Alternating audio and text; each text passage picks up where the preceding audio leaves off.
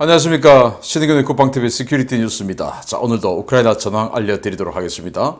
여러분들 뉴스 보셨죠? 어제 푸틴 러시아 대통령이 동방정교회의 크리스마스, 그러니까 12월 25일이 아니고 1월 7일로 그들은 해석을 하는가 봅니다. 뭐 이유는 저는 모르겠습니다. 어쨌든 1월 7일이 크리스마스니까 이 정교회를 믿는 러시아 그리고 우크라이나 공이 이 크리스마스 이브와 크리스마스를 기리면서 이때만큼 휴전 좀 하자. 그래서 휴전을 명령했습니다. 명령을 하다 보니까 그럼 당연히 러시아군은 지켜야 되고 같이 정교회를 믿는 우크라이나도 지켜야 된다. 그래서 휴전 될 거냐? 라고 생각을 했는데 아니야 다를까 휴전이 안 되고 있습니다.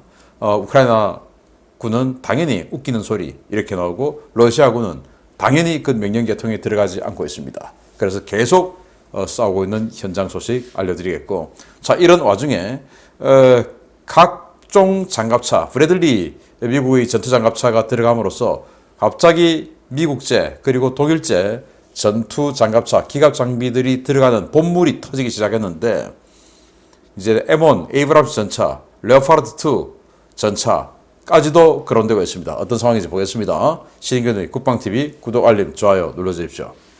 자, 전과를 먼저 보겠습니다. 병력은 530명이 죽었네요. 러시아군입니다. 자, 전차는 23대 격파, 와, 장갑차 16대 격파, 차량 38대 격파. 갑자기 이게 한 2달 전으로 돌아간 것 같아요. 전차가 하루 만에 대대급으로 사라졌고, 장갑차도 한 2개 정도가 사라졌네요. 자, 이게 저는 뭐 이렇게 해석합니다. 갑자기 이렇게 많은 전차가 하루 만에 사라졌다 라기보다는 어제 제가 전과 알려드릴 때 710명, 820명 이런 많은 병력들이 사라졌는데 그 전차 보면 몇 대 안 되죠. 그래서 그걸 며칠 모아서 한꺼번에 지금 발표하지 않았나라고 생각이 되고요. 그러다 보니까 야포도 8문, 다른장 로켓 5문 해서 거의 포병대대급 한 개 포병대대가 사라진 상황이고 전투기 한 대가 격추가 됐네요. 그리고 카모프 52 공격 헬기도 한 대 격추됐는데 이 전투기는 수호 25 공격기랍니다. 카모프 52도 그 수호 22도 둘 다 공이 바흐무트 전선에서 이틀 연속으로 지금 한 대씩 격추가 됐네요. 그런데 이 수호 25 조종사는 우크라이나군에게 생포되어서 지금 신문을 받고 있답니다. 부디 너무 좀 가혹하게 다루는 것보다는 정보를 취득할까 좀 취득하고 안전하게 데리고 있다가 나중에 전쟁을 승리하고 돌려보내주면 어떨까라는 생각이 드네요. 그 뭐 인도주의적으로 포로는 당연히 또 그렇게 해야 되죠. 자, 이런 전과를 바탕으로 전선 상황을 보겠는데요. 글로벌 파이어파워에서 우크라이나 군사력 순위를 22위에서 15위로 상승시키는 것으로 발표했습니다. 그러다 보니까 지금 우크라이나 국내 매체들이 야, 우리 군사력이 22위에서 15위로 상승했어 하고는 아주 축제 분위기, 뭐 이렇게 되면 이제 사기가 올라가죠. 러시아는 아직도 2위로 평가가 되고 있지만 그래도 우리가 지금 주워 패고 있어. 자, 이렇게 사기가 올라가고 있는 우크라이나 국내 언론들의 모습이고요. 자, 푸틴은 우크라이나가 새로운 영토 상황을 받아들이면 협상 준비된다 라는 겁니다. 새로운 영토 상황이 뭡니까? 지금 루안스크, 도네츠크, 자포리자, 헤르손 남쪽, 크림반도 이 모든 것을 러시아에 넘겨주는 것으로, 즉 지금 싸우고 있는 이 전선으로 그냥 끝 하는 것을 용납하면 협상할 수 있다라는데 참 푸틴 대통령 아직도 상황 판단 잘 못하는 것 같습니다. 젤렌스키 우크라이나 대통령은 최전선 상황 논의를 위한 강요 회의를 소집했다.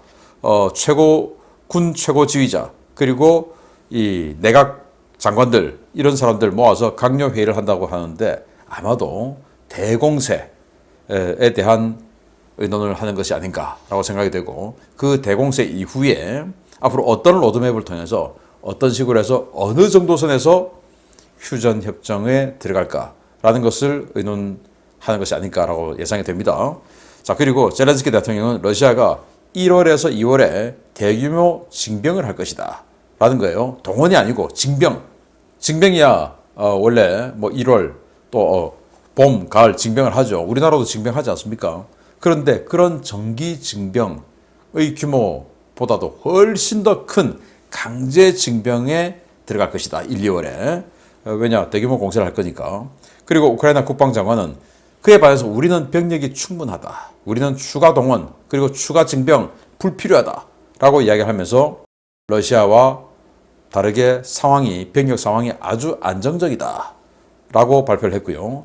우크라이나 외무장관은 이란이 지금 파테 123 같은 그런 탄도미사일까지 러시아에 대규모로 주기를 했다. 이런 계약 내용이 흘러나왔지 않습니까? 지금 우크라이나를 계속 때리고 있는 이란제 자폭 무인기 외에 파테 123이라고 하는 단거리 탄도미사일까지 다량으로 러시아에 주기로 했는데 이거 정도는 안 줄 것 같다. 라고 우크라이나 외무장관이 이야기를 해요. 왜냐하면 지금 이스라엘이나 이런 데서 워낙 강하게 압박을 하고 있으니까 거기까지는 안 갈 것 같다. 그렇게 되면 좀 다행스럽기도 합니다. 데니스 푸실린, 그러니까 도네츠크 인민공화국의 현 수장이죠. 이 사람이 푸틴의 휴전 명령에 대해서 그런데 휴전을 하면 우크라이나는 당연히 안 들을 거야. 그러면 우크라이나는 우리를 때리는데 우린 가만히 있으라고? 그럼 우리도 당연히 적의 도발에 군이 대응해야지. 그럼 휴전 우리 못하는 거야. 휴전 같은 소리 하고 있네. 이야기를 하는 겁니다. 그래서 푸틴은 휴전을 명령을 했지만 이런 식으로 그냥 공식적으로 휴전 웃기는 소리, 우크라이나는 바로 웃기는 소리 이렇게 나왔고 데니스 푸실린 같은 도네츠크 인민공화국의 수장까지도 그 말도 안 된다 라고 지금 이야기를 하는 거죠. 미국 정보당국은 프리고진이 즉 바그너 그룹의 수장 아닙니까? 왜 이렇게 바흐무트를 계속 때리냐 여기에 대한 지금 답을 해주는 겁니다. 바흐무트에 아주 주요 광산이 한 3개가 있는데 그 광산의 이권을 원해서 지금 이 바그너가 프리고진의 명령에 의해서 저렇게 지금 병력을 바흐무트에서 갈아넣고 있다 라고 미 정보당국이 이야기를 했는데 이제 이렇게 되니까 이래서 이것 때문에 그랬구나.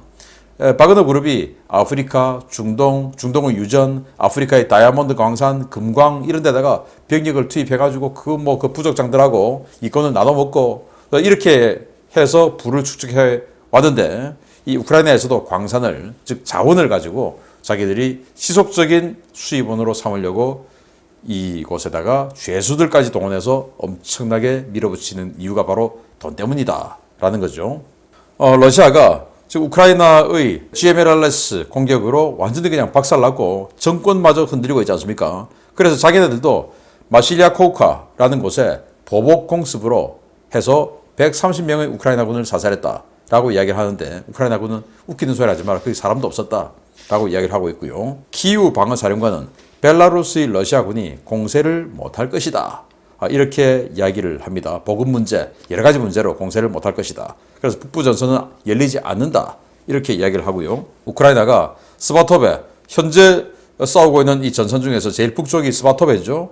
이 스바토베에 완편된 제3전차 예단을 투입하기 시작했는데 이 제3전차 예단은 완전 컨디션 100% 다시 재편성해가지고 완전히 새 전차들 집어넣고 그렇게 해서 오랫동안 전술 훈련 다 마치고 쌩쌩한 상태로 지금 스바토베에 투입이 됐다고 하는데 예단급 부대가 투입됐으니까 거의 전차가 100대 가까이 들어가지 않았겠습니까? 스바토베.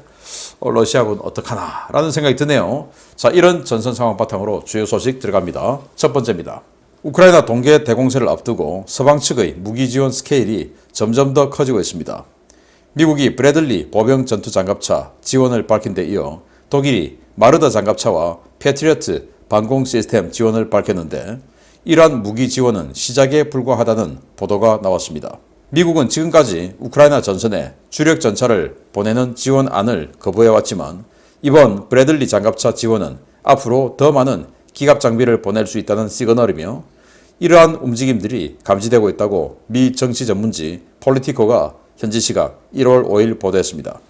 이번 주는 우크라이나에게 그야말로 슈퍼위크라고 해도 과언이 아닐 정도로 엄청난 양의 무기 공여 발표가 이어지고 있는데요.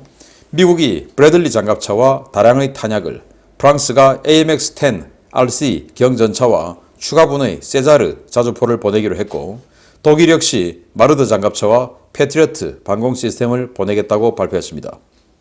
복수의 미 행정부 고위 관료는 폴리티코에 이번 조치는 지금까지 꺼려져 왔던 강력한 서방제 전차들이 우크라이나에 갈 수 있는 길을 열었다라며 앞으로 독일의 레오파르트 2 전차나 미국의 M1 에이브람스 전차도 우크라이나에 지원될 수 있다라고 밝혔습니다. 미국은 그동안 우크라이나에 무기 공급을 할 때 해당 무기 체계에 대한 운용 교육이 끝난 뒤 해당 무기 체계가 우크라이나 현지에 도착할 때쯤 지원 사실을 발표하는 형태로 무기를 지원해 왔는데요. 이번 전차 공여 언급 역시 우크라이나와 전차 공여를 위한 제반 준비를 마친 상태에서 나온 것이 아니냐라는 관측이 나오고 있습니다. 이 관계자들은 레오파르트 시리즈나 에이브람스 시리즈는 구소련 전차에 비해 기동성이 우수하고 포격의 정밀도나 위력이 훨씬 뛰어나다라며 우크라이나군도 전장에서 지속적인 손실을 기록하고 있기 때문에 이들 전차는 우크라이나군의 손실을 보충하는 데 큰 효과를 보일 것이다 라고 밝혔습니다. 주목할 만한 것은 미국이 이번 주 발표한 무기 지원 패키지에 대규모 시스페로 함대공 미사일이 포함되어 있다는 것입니다. 임명을 요구한 미 국방부 고위 관계자는 미국은 과거 소련제 부크 방공 시스템을 구입해 이 시스템을 완전히 분석하는 데 성공했고 이 시스템을 이용해 시스페로 함대공 미사일을 발사할 수 있도록 하는 개조 작업도 성공했다라고 밝혔습니다. 개조된 시스페로 미사일은 사거리 15에서 20km급의 단거리 방공 무기인데요. 미국은 반능동 레이더 유도 방식의 이 미사일을 개조해 부크의 사격 통제 레이더로 이 미사일 유도가 가능하도록 개조한 미사일들을 우크라이나에 공급하기 시작했습니다. 미국은 지난해 12월부터 미 본토는 물론 독일 주둔 미군 기지에서 실시하는 우크라이나군에 대한 장비 전환 교육과 전술 훈련 규모를 크게 확대하고 있고 일부 워싱턴 소식통들은 최근 미국제 M1 전차 정비 교육이 시작된 폴란드에 우크라이나군 전차 운용 요원들이 포착됐다는 첩보도 전하고 있는데요. 우크라이나에 대한 무기 공급을 확대해 나가고 있는 미국이 전장 최강이 될 에이브람스 전차를 우크라이나에 정말 지원할지 여부에 관심이 쏠리고 있습니다. 자, 브래들리 장갑차 준다고 하니까 독일이 마르더 보병 전투 장갑차 우리도 준다라고 하고 프랑스도 경전차 105mm 포가 장착된 경전차 준다고 하고 뭐 이렇게 해서 이제 기갑 장비가 많이 들어가게 되는데 브래들리는 일단 한 50대 그리고 마르더는 한 40대 이렇게 해서 한 90대 정도의 독일제 미제 전투 장갑차들이 들어가게 되었고 자 그런데 놀랍게도 이제 이 행정부 고위 관료의 피셜에 따르면 레오파르트 2 전차 그리고 에이브람스 전차도 우크라이나에 갈 것이다. 이렇게 이야기를 하는 거예요. 그동안 이제 이 전차가 직접 러시아 전차하고 교전을 해서 만약에 이 미군 전차, 독일제 전차가 깨지는 것을 보여주면 야, 이거 뭔가 조금 이 위상에 명예에 스크래치 나는 거 아니냐.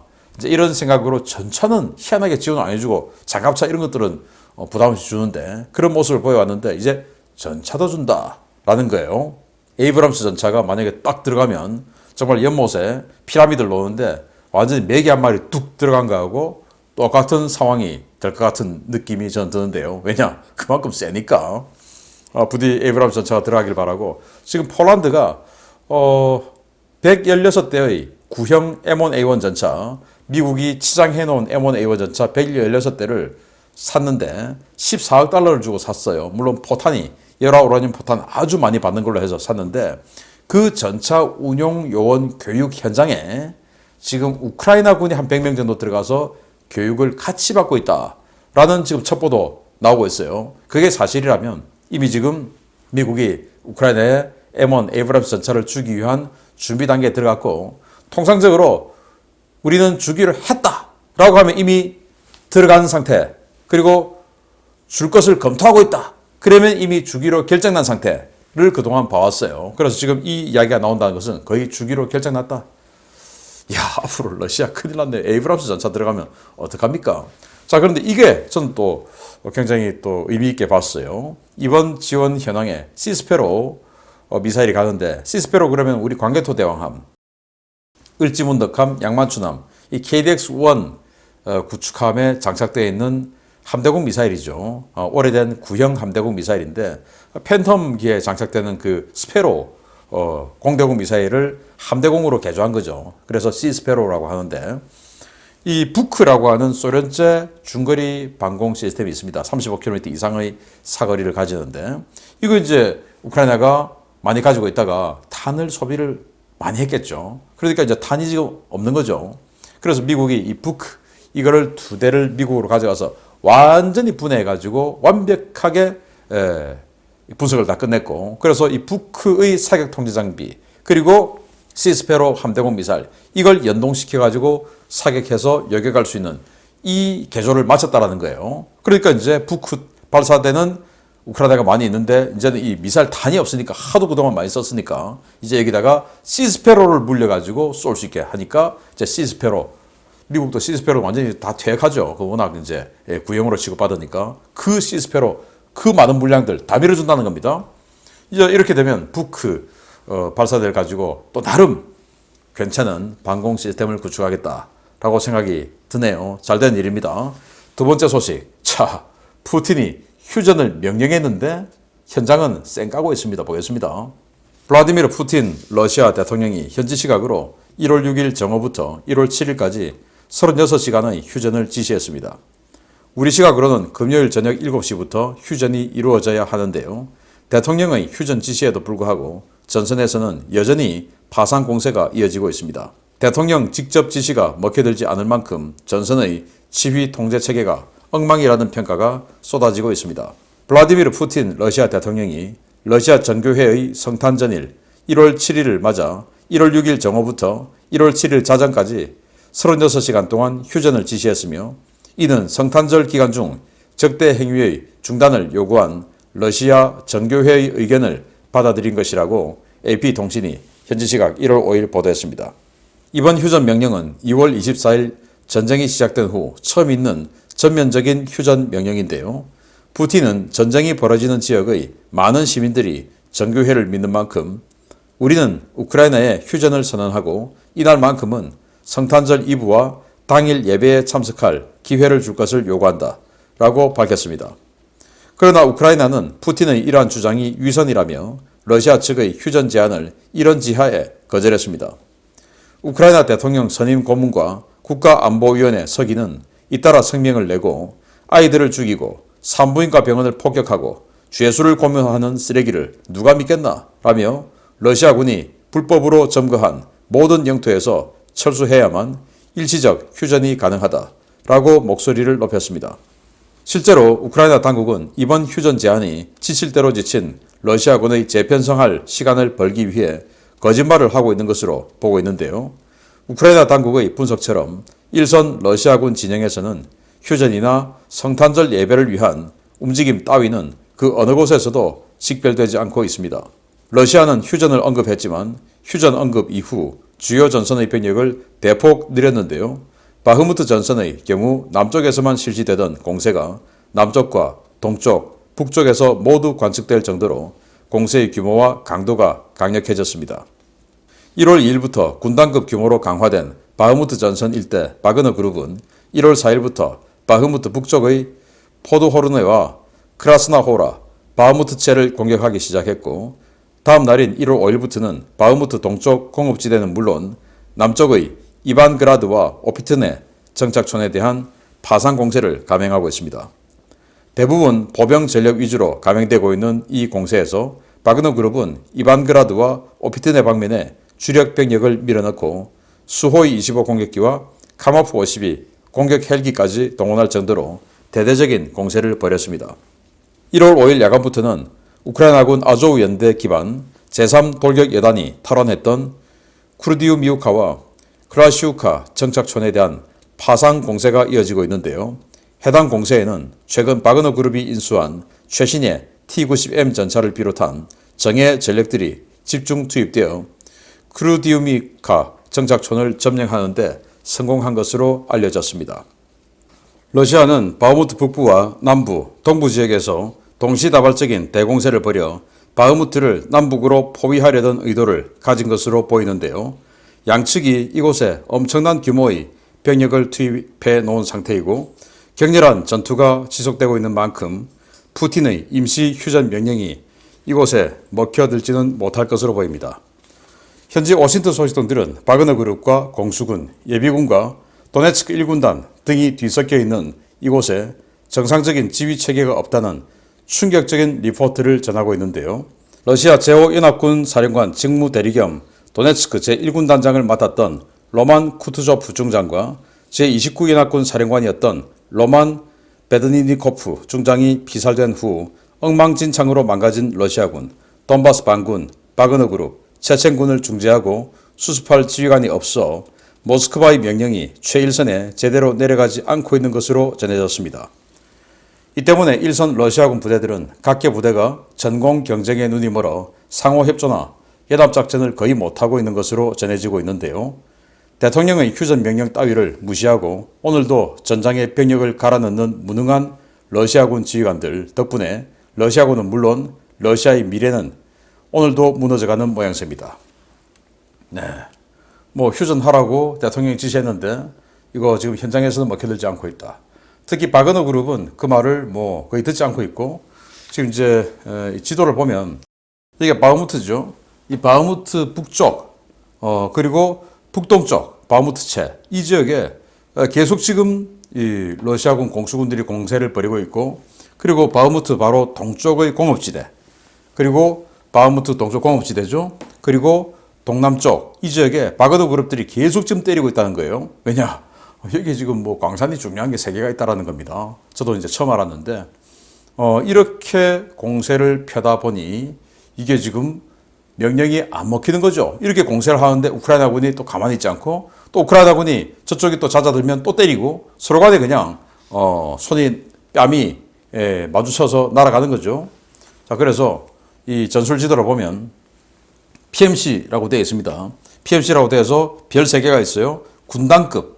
그러니까 바그너 그룹의 완전 최고 지도부가 지금 여기 있는 것이고 그만큼 많은 바그너 그룹 병력들이 여기에 집결해서 바흐무트를 때리고 있고 그리고 여기 별이 2개가 있죠. 공수사단입니다. 제106 근위 공수사단 그리고 여기는 별이 1개가 있는데 여기는 사랑화 소총여단이에요. 지금 별이 1개가 있고 그리고 여기 이제 연대급 또 차량화 소총부대가 있고 뭐 이런 식으로 해서 계속 지금 우크라이나군을 때리고 있는데 우크라이나군도 만만치 않죠. 여기 이렇게 많은 병력들이 오다 보니까 여기 우크라이나군도 잔뜩 집결해 있는데 이건 뭐 지금 뭐 거의 대대급 부대들이에요. 그래서 병력 총량은 서로 간에 엇비슷하다. 자, 이렇게 해서 서로 부딪히고 있는데 무슨 휴전이냐라는 거고 우크라이나는 이 푸틴의 휴전 명령, 이 휴전 제의를 지금 너무 힘드니까 병력들을 좀 휴식하는 그래서 재정비하는 그런 시간으로 삼으려고 하고 있는데 우리는 말려들지 않는다. 계속 때려! 라고 하고 있다는 겁니다. 그래서 여러분들 어제 뉴스 보시고 야 휴전 이러면 뭐 안 하는 건가? 이렇게 생각하셨을 테지만 지금도 여전히 계속 전투는 벌어지고 있고 푸틴의 말은 먹혀들지 않고 있다. 라는 소식을 전해드리면서 마치겠습니다. 감사합니다.